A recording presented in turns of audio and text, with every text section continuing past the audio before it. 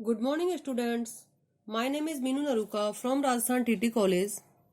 मैं BSc second year को pteridophytes, gymnosperm and palaeobotany में जो टॉपिक पढ़ा रही हूँ वो टॉपिक है रिप्रोडक्शन इन स्लेजिनिला, जिसमें हमने पढ़ा कि किस प्रकार से स्ट्रोब्लस की व्यवस्था होती है, स्ट्रोब्लस का निर्माण होता है। ठीक है, स्ट्रोब्लस में बीजाणुधानियों की जो स्थिति होती है वो किस प्रकार से होती है वो हमने पढ़ा कि जो स्लेजिनिला है उसकी अलग अलग जातियों में बीजाणुधानियों की जो स्थिति होती है वो अलग अलग प्रकार से हो सकती है। लेकिन हेटेरोस्पोरस स्लेजिनिला जो होते हैं, मतलब स्लेजिनिला की वे जातियां जो कि हेटेरोस्पोरस होती हैं, अलग अलग दो प्रकार के उसमें स्पोर बनते हैं, लघु बीजाणु और गुरु बीजाणु। दैट मीन्स माइक्रोस्पोर और मेगा स्पोर। तो वहां पर उनका जो निर्माण होगा वो लघु बीजाणु धानियों तथा गुरु बीजाणु धानियों में होगा। ठीक है, माइक्रोस्पोर का निर्माण माइक्रोस्पोरोंजियम में होगा, मेगा स्पोर का निर्माण मेगा स्पोरोंजियम में होगा। इसके अलावा हमने बात की कि जो माइक्रोस्पोरोंजियम तथा मेगा स्पोरोंजियम में किस प्रकार से अंतर होता है। इसके अलावा हमने ये भी पढ़ा कि जो माइक्रोस्पोरोंजियम जो होती है, दैट मीन्स लघु बीजाणुधानी जो होती है, उसमें माइक्रोस्पोर जो होते हैं वो अधिक संख्या में होते हैं, जबकि मेगा स्पोरोंजियम दैट मीन्स गुरु बीजाणुधानी होती है, उसमें गुरु बीजाणुओं का जो निर्माण जो होता है वो 4 होते हैं। ठीक है, 4 गुरु बीजाणुओं का निर्माण होगा उसमें। ठीक है, अब हम बात करेंगे सबसे पहले कि जो स्ट्रोब्लस जो होता है उसमें बीजाणुधानी का निर्माण किस प्रकार से होगा। तो आज हम पढ़ेंगे बीजाणुधानी का विकास, दैट मीन्स डेवलपमेंट ऑफ स्पोरोंजियम किस प्रकार से होगा। लघु तथा गुरु बीजाणुधानियों का बीजाणु मात्र कोशिका अवस्था तक विकास एक समान होता है। ठीक है, बीजाणुधानी का जो विकास होता है यूस्पोरोंजिएट प्रकार का होता है। दैट मीन्स यूस्पोरोंजिएट प्रकार का मतलब ये है कि जब बीजाणुधानी का निर्माण जो होता है वो एक से अधिक कोशिकाओं के समूह से जब होगा, ठीक है, तो उसे हम यूस्पोरोंजिएट डेवलपमेंट कहेंगे।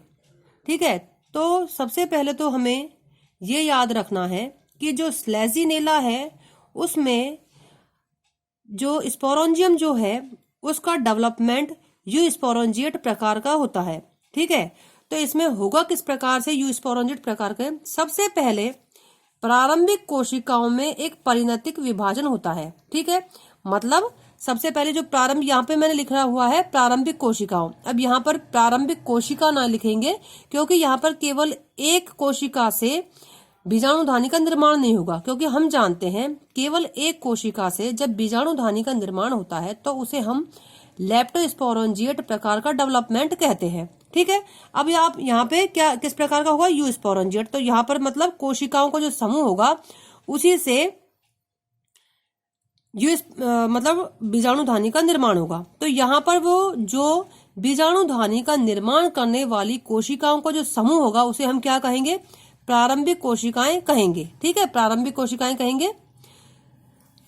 प्रारंभिक कोशिकाओं में एक परिणतिक विभाजन होता है, दैट मीन्स पेरिक्लाइनल डिवीजन उसमें होगा। ठीक है, अब ये वाला डिवाइडेशन जब उसमें होगा तो उससे एक बाह्य जैकेट प्रारंभिक कोशिका बनती है। ठीक है, मतलब एक कोशिका बनेगी उसको हम क्या कहेंगे, बाह्य जैकेट प्रारंभिक कोशिका बनती है, और दूसरी प्रसूतक कोशिका बनती है। ठीक है, दूसरी जो होगी उसे हम प्रसूतक कोशिका कहेंगे। ठीक है, अब इसके बाद देखिए इस प्रकार जो प्रारंभिक कोशिकाएं हैं उनसे बाह्य जैकेट कोशिकाओं का निर्माण हुआ और भीतरी एक प्रसूतक कोशिका होती है उसका निर्माण हुआ। जैकेट कोशिका में जो जैकेट कोशिका जिसे कि हम बाह्य जैकेट प्रारंभिक कोशिका कह रहे हैं, इसमें विभाजन से 2 स्तरीय बीजाणुधानी का भित्ति का निर्माण हो रहा है। ठीक है, 2 स्तरीय बीजाणुधानी भित्ति का निर्माण होगा। कहने का मतलब ये है कि जब इस जैकेट प्रारंभिक कोशिका में विभाजन हुआ, अब इसमें सबसे पहले हम इसके विभाजन की बात करेंगे, बाह्य जैकेट प्रारंभिक कोशिका के विभाजन की बात करेंगे। जब इन कोशिकाओं में विभाजन होगा तो उसके विभाजन से 2 स्तरीय बीजाणुधानी भित्ति का निर्माण होगा। मतलब बीजाणुधानी की जो भित्ति होगी, वॉल होगी, वो कैसी हो जाएगी, 2 स्तरीय भित्ति का निर्माण हो जाएगा। जबकि जिसे हम दूसरी जो सेल है, जिसको हम प्रसूतक प्रारंभिक कोशिका कह रहे हैं, उसमें भी परिणतिक तथा अपनतिक विभाजन होगा और उससे बीजाणुजन कोशिकाएं बनेंगी। ठीक है, दैट मीन्स जो दूसरी कोशिका है जिसे हम प्रसूतक कोशिका कहते हैं, उसमें परिणतिक दैट मीन्स पेरिक्लाइनल और अपनतिक दैट मीन्स एंटीक्लाइनल डिवीजन जब होगा तो उसमें बीजाणुजन कोशिकाएं बनेंगी। ठीक है, स्पोरोजिनस सेल्स यहाँ पर बनेंगी जो कि बीजाणुजन ऊतक का निर्माण करती है। कहने का मतलब यह है कि जब इस कोशिका में प्रसूतक कोशिका में विभाजन होंगे, परिणतिक और अपनतिक दोनों प्रकार के विभाजन होंगे, तो बीजाणुजन कोशिकाएं दैट मीन स्पोरोजिनस कोशिकाएं बनेंगी जो कि आगे चलकर बीजाणुजन ऊतक का रूप में कार्य करती हैं। अब देखिए, बीजाणुजन ऊतक की सबसे बाह्य परत की कोशिकाएं, यहाँ पर यह ध्यान देने वाली बात है कि बीजाणुजन ऊतक की सबसे बाहरी परत की कोशिकाएं बंधे होकर, ठीक है, मतलब स्टेराइल होकर पोषक परत टेपिटम का निर्माण करती हैं। वैसे मैंने आपको जब लेप्टोस्पोरेंजिएट और यूस्पोरेंजिएट बीजाणुधानी का परिवर्धन बताया था, तब मैंने आपको बताया था कि टेपिटम को जो निर्माण है बाहर से अंदर की तरफ किस प्रकार से होता है और अंदर से बाहर की तरफ किस प्रकार से होता है। तो अब यहाँ पर हम पढ़ रहे हैं कि जो बीजाणुजन ऊतक जो होता है, मतलब इसका जो निर्माण होगा ये अंदर से होगा। ठीक है, जो बीजाणुजन ऊतक है जिसे हम स्पोरोजिनस टिश्यू कह रहे हैं, ठीक है, तो स्पोरोजिनस टिश्यू है, उसमें सबसे बाहरी परत जो होगी, बीजाणुजन ऊतक की जो सबसे बाहरी परत होगी वो कैसी हो जाएगी, बंद हो जाएगी, स्टेराइल हो जाएगी और होकर एक पोषक परत का निर्माण करती है जिसे कि हम टेपिटम कहते हैं। बीजाणुजन ऊतक की कोशिकाएं विभाजित होकर बीजाणु मात्र कोशिकाएं that means spore mother cell का निर्माण करती हैं। अब यहाँ तक गुरु बीजाणुधानी तथा लघु बीजाणुधानियों का निर्माण समान होता है। अब अगर आपसे पूछा जाए कि स्लेजिनेला में बीजाणुधानी के निर्माण को दैट मीन्स डेवलपमेंट को समझाइए, उसके विकास को समझाइए, तो यहाँ तक आपको ये बताना पड़ेगा कि लघु बीजाणुधानी और गुरु बीजाणुधानी का निर्माण यहाँ पर तक ऐसा होगा, यहाँ तक मतलब एक जैसा होगा। कहाँ तक, that means spore mother cell बनने तक इसी प्रकार का होगा। ठीक है, अगर आपसे लघु बीजाणुधानी के निर्माण के बारे में पूछा जाए तो उसमें हमें यहाँ तक ऐसा ही बताना होगा और उससे आगे हमें इस प्रकार से बताना होगा कि लघु बीजाणुधानी का विकास किस प्रकार से होगा, कि लघु बीजाणुधानी मात्र कोशिकाओं में, ठीक है, लघु बीजाणुधानी में लघु बीजाणु मात्र कोशिकाएं, ठीक है, मतलब स्पोर मदर सेल जो होंगी उसमें अर्धसूत्री विभाजन की क्रिया होगी, दैट मीन्स मियोसिस की क्रिया होगी, जिससे अनेक माइक्रोस्पोर बनेंगे। जैसे कि मैंने आपको बताया है कि जो स्लेजिनेला है उसकी जो बीजाणुधानी होती है दैट मीन्स माइक्रोस्पोरेंजियम होती है, उसमें लघु बीजाणु दैट मीन्स माइक्रोस्पोर जो बनेंगे वो अधिक संख्या में बनेंगे, ये हमें याद रखना है ना। ये बीजाणु चतुष्फलकीय चतुष्टकों में व्यवस्थित रहते हैं। ठीक है, मतलब अब आप देखिए, अगर आपसे पूछा जाए कि डेवलपमेंट, बीजाणुधानी का डेवलपमेंट बताइए, तो आपको यहाँ तक बताना है। और अगर आपसे पूछा जाए, यहाँ से बताने के बाद आपको ये बताना होगा कि लघु बीजाणुधानी का विकास इस प्रकार से होता है और गुरु बीजाणुधानी का विकास किस प्रकार से होगा वो मैं अभी आपको बताऊंगी। लेकिन अगर आपसे पूछा जाए कि स्लेजिनेला में लघु बीजाणुधानी के विकास को समझाइए, तो यहाँ तक मैंने बताया कि स्पोर मदर सेल तक, ठीक है, स्पोर मदर सेल तक बीजाणुधानी का जो डेवलपमेंट होगा वो इस एक समान होगा।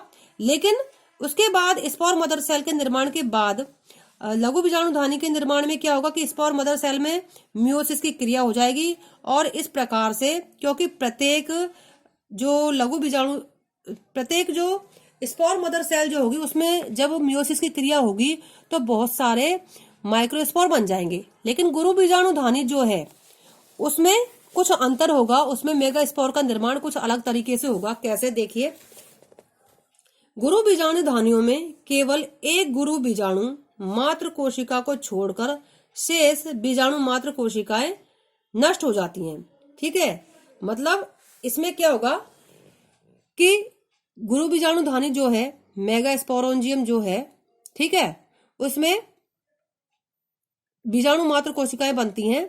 ठीक है, that means spore mother cell बनती हैं। ठीक है, तो उस स्पोर मदर सेल में क्या होगा कि बहुत सारी मदर सेल बनेंगी, स्पोर मदर सेल, लेकिन सारी जितनी भी स्पोर मदर सेल होंगी वो नष्ट हो जाएंगी, लेकिन केवल और केवल एक स्पोर मदर सेल रह जाएगी, ठीक है, और बाकी सब नष्ट हो जाती हैं। और इस एक क्रियाशील गुरु बीजाणु मात्र कोशिका में अर्धसूत्री विभाजन के द्वारा 4 अगुणित गुरु बीजाणुओं का निर्माण होगा। कहने का मतलब ये है कि लघु बीजाणुधानी का जो विकास हुआ था, इसमें तो क्या था कि लघु बीजाणुधानियों का डेवलपमेंट यहाँ तक एक जैसा हुआ स्पोर मदर सेल के निर्माण में, लेकिन लघु बीजाणुधानी के विकास में जितनी भी स्पोर मदर सेल थी उसमें मियोसिस की क्रिया हुई और लघु बीजाणु बने। लेकिन गुरु बीजाणुधानी के विकास में क्या हुआ कि जितनी भी स्पोर मदर सेल थी उनमें से केवल एक स्पोर मदर सेल बची, बाकी जितनी भी स्पोर मदर सेल थी वो नष्ट हो गई, और बची हुई स्पोर मदर जो सेल थी उसमें मियोसिस की क्रिया हुई, जिससे केवल 4 मेगा स्पोर ही बने। तो इस प्रकार से स्लेजिनेला में माइक्रोस्पोरोंजियम तथा मेगा स्पोरोंजियम का डेवलपमेंट होता है। आज के लिए बस इतना ही, आगे हम कल पढ़ेंगे। Thank you.